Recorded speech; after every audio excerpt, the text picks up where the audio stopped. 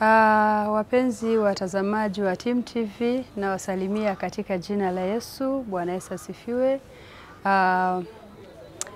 Namshukuru Mungu kwa siku ya leo, siku njema aliyotuandalia ili nasi tufurahie kwa siku hii nzuri.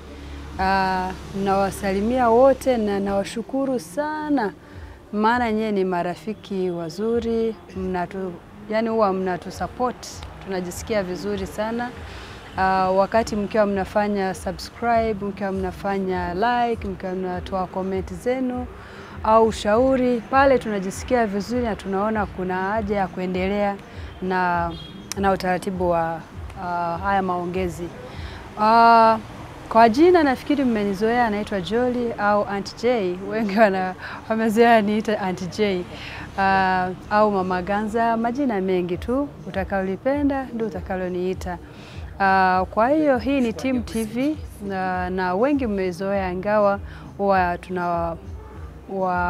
wengi tunaowaalika hapa wanaongea Kinyarwanda wengi, lakini kuna wale ambao wanasikia Kinyarwanda ingawa si sana, na ndio maana leo nimeamua niongee Kiswahili ili muweze kuelewa vizuri ujumbe nitakao utoa leo. Kabla ya yote naomba tumshukuru Mungu. Baba, katika jina la Yesu tunalihimidi jina lako, tunasema asante kwa neema yako, tunalibariki jina lako Mwokozi. Asante kwa ulinzi wako, asante kwa neema yako, asante Mwokozi kwa yote. Baba, tunasema asante kwa vile wewe ndiye ulianzisha Team TV na mpaka leo wewe ndiye unaendesha na utaendelea kuwa kiongozi wa Team TV. Mwokozi, tunakupa sifa na utukufu kwa yote yanayotokea hapa kwa Team TV, maneno, maongezi, ushuhuda, kila ambacho kinapita kwenye Team TV. Tunajua yote ni juu ya wema wako na mapenzi yako. Asante kwa siku ya leo, asante kwa ujumbe utakao utoa leo, asante kwa ushuhuda Mwokozi utakaopita hapa, na tunaomba utubariki na utuwezeshe, maana tukiwa sisi wenyewe haitasaidia mtu yoyote, lakini kwa wewe Mwokozi, wewe ni muweza wa yote. Ikiwa ni wewe, ndio watu wataweza kufaidika na kuweza kupata kila ambacho uliwaandalia. Pokea sifa na utukufu kwa yote katika jina la Yesu Kristo Mwokozi. Amen. Yes, leo nataka niwashukuru sana wale marafiki zangu, ndugu zangu kutoka hizo nchi ambazo zinaongea Kiswahili. Iwe Kenya, iwe Tanzania, iwe Uganda, some parts of Uganda. Kuna wale ambao huwa tunaongea nao na wanasikia Kinyarwanda ingawa si sana, na ndio maana kuna wengi walioniomba niweze kurudia ujumbe au ushuhuda nilioutoa kwa Kinyarwanda. Kuna ushuhuda fulani nilitoa muda uliopita nikaa nimeutoa kwa Kinyarwanda, lakini wengi wakaniomba niupitisha hapa kwa lugha ya Kiswahili, lakini sijui kama Kiswahili nitaweza sana, lakini mtanisame, maana siku hizi tunachanganya Kinyarwanda, Kiswahili, ni lugha zote tumejikuta ni lugha zetu. Kwa hiyo ujumbe huo au ushuhuda ulikuwa unahusu kipindi ambacho nilikuwa najihisi kuwa na ugonjwa wa ukimwi, na nikakaa muda mrefu nikijua kwamba nao, kumbe sio. Kwa hiyo ilikuwa ni mwaka 1994. Nilikuwa pale naishi na ndugu zangu. Kuna ndugu zangu nilikuwa naishi nao. Ikatokea nijikute namuuguza mama mmoja ambaye alikuwa ana huo ugonjwa. Alikuja kanikuta pale, ikabidi nimuuguze, nikaenda naye hospitali, nikaa nimemuuguza kwa muda kama mwezi au miezi miwili nafikiri kama sijakosea. Na huyo mama alikuwa ana huo ugonjwa, sijui kama yeye mwenyewe alikuwa anajua kama nao au la, sijui. Wakati huo namuuguza, mimi nilikuwa sijui mambo ya ukimwi, nilikuwa bado mdogo, maana 94 nilikuwa bado mdogo. Lakini nilijikuta mimi ndo wa kumuuguza, kabidi nimuuguze pale hospitali, na nilikuwa hakuna njia nyingine ya kukata kucha, tulikuwa tunatumia wembe. Mambo ya nail cutters zilikuwa bado hazijaja nafikiri au sijui. lakini kwa wakati huo namuuguza nilikuwa namkata kucha, nikimaliza kumkata ule wembe na utumia na mimi mwenyewe najikata kucha. Na wakati huo namuuguza alikuwa ni mgonjwa, yani ambaye hawezi hata kutoka pale kitandani, yani kila kitu nilikuwa namfanyia pale pale. Na nikaa nampanguza, namosha, namfulia nguo, kila kitu. Na nakumbuka wakati huo nilikuwa na kidonda somewhere kama hapa. Hayo yote sikujua kama yangeniweka hatarini.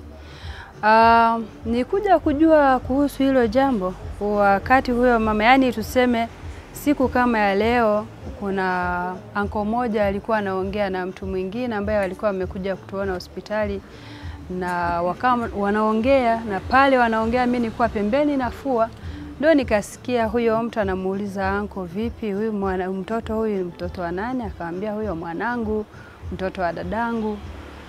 Akamwambia sasa nilisikia kwamba huyu mama ana ugonjwa wa ukimwi. Akamwambia anao.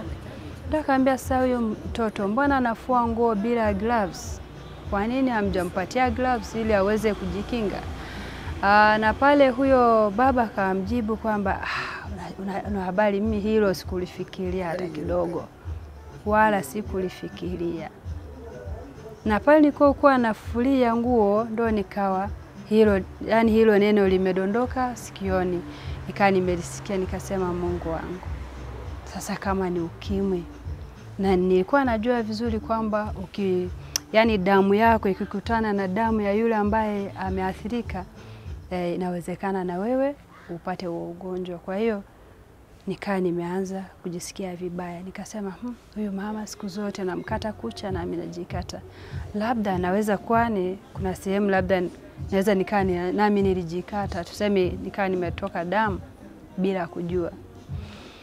Sasa kuanzia hapo nikaa nimeanza kujihisi, nikajua tayari nina ugonjwa. Na hiyo siku ilikuwa kama leo, kesho yake huyo mama akawa amefariki. Mungu aendelee kuilaza roho yake pema peponi. Kwa hiyo nikawa nimeanza kujihisi na ugonjwa wa ukimwi, yani nikakaa nikijua kabisa na ukimwi, ila sikumwambia mtu yeyote, hata mamangu mzazi sikuweza kumwambia. Ilikaa ni siri yangu, nikaa najua tu nimeathirika. Nakumbuka wakati huo nilikuwa mimi mrokore, nikaa nimeanza kumwomba Mungu, nikasema Mungu, huyu mama niliyemsaidia sijui kama nimefanya jambo baya, itakuwaje mimi niathirike na huku nilikuwa namsaidia mtu ambaye si mamangu mdogo, si shangazi wala si nani yangu, tu imetokea tu nikaa nimemsaidia. Na pale nikaisikia kama sauti yani inanituliza, lakini pale unaweza ujisikie tu kama vile unajifariji tu, yani ile sauti unaweza usisikilize vizuri, yani usifuate niseme.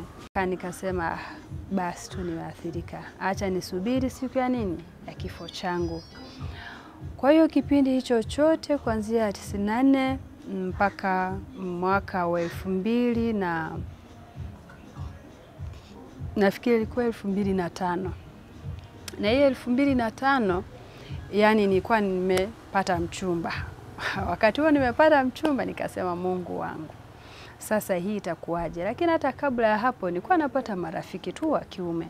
Ingawa ulokole na wenyewe ulikuwa unachangia sana, nikaa najisikia sitaki kutenda dhambi, lakini mimi binadamu kama wengineo, nilikuwa nikijisikia ile sauti inanirudia masikioni, ananikumbusha hivi, kumbuki kama wewe ni mgonjwa na huyu mtu wa watu jamani, sutamua, hebu acha.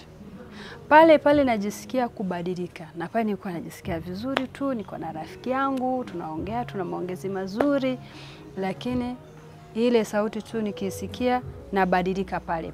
Kwa hiyo ndio ikatokea mwaka 2005 nikaa nimepata mchumba. Huyo mchumba sasa ndio nikaanza yani pale nilipoona tu amekuwa serious, nikasema leo yamenipata. Lakini kabla ya hapo nilikuwa nikijiangalia tu, nikaona kama ngozi imebadilika namna, na pale nasema tayari ngoma ndio hii kabisa. Maana yake ndo mwisho wangu. Pale nikiangalia nywele nikaona kama vile nywele zimebadilika, zimekuwa kama nyekundu, kiaina, yani pale nasema tayari. Nasikiaga watu wenye ukimwi nywele zao zinabadilika, zinakuwa nyekundu. Pale nikiona midomo imeanza kuchubuka nasema tayari. Malaki nikakaa hivyo nikijua mimi ni mgonjwa, nikikohoa kidogo tunajua tayari. Si kikozi kimeanza.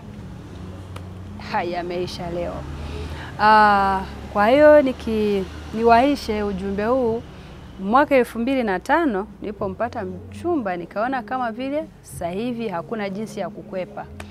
Lakini nikasema ni bora mimi niende mwenyewe hospitali nikapime kwanza. Nikikuta nina ukimwi kweli, sim card nitaivunja nitupe hata nipata tena. Maana nilikuwa siishi Rwanda. Kipindi hicho nilikuwa mimi siko hapa Rwanda. Nikasema sasa huyu yuko Rwanda nami niko sehemu nyingine, nchi nyingine, hata nipata nitavunja hii sim card nitupilie mbali hata nipata tena. Siku hiyo nikaamua nikaenda hospitali kupima nikakutwa sina ugonjwa.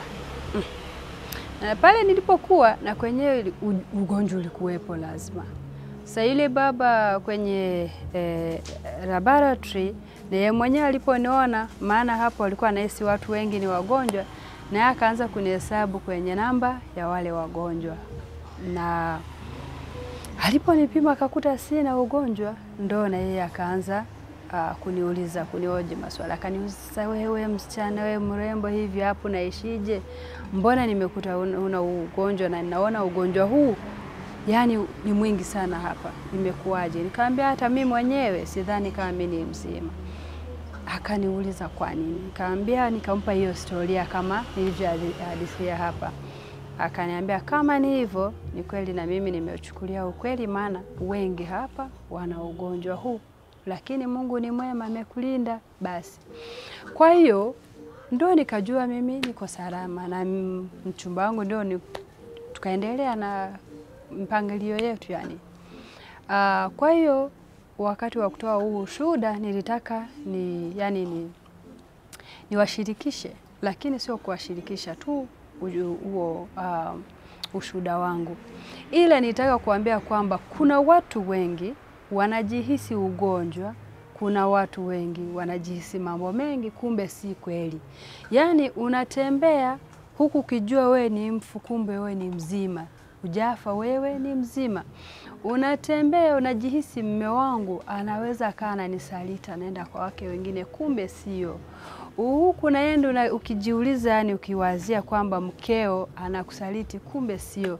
Kwa hiyo nimeona kwamba kujihisi ni ugonjwa. Kujihisi ni ugonjwa tena mbaya. Kwa hiyo naomba tusihisi. Tusiwe na na ile ya kukaa na kuhisi mwenzio na kujihisi mwenyewe. Hamna. Kama ni ugonjwa unajihisi una kansa, unajihisi una TB, unajihisi una ukimwi, unajihisi una nini, usife kabla hujafa. Naomba uchukue muda wako uende hospitali ukapime. Vifaa vipo, tupime.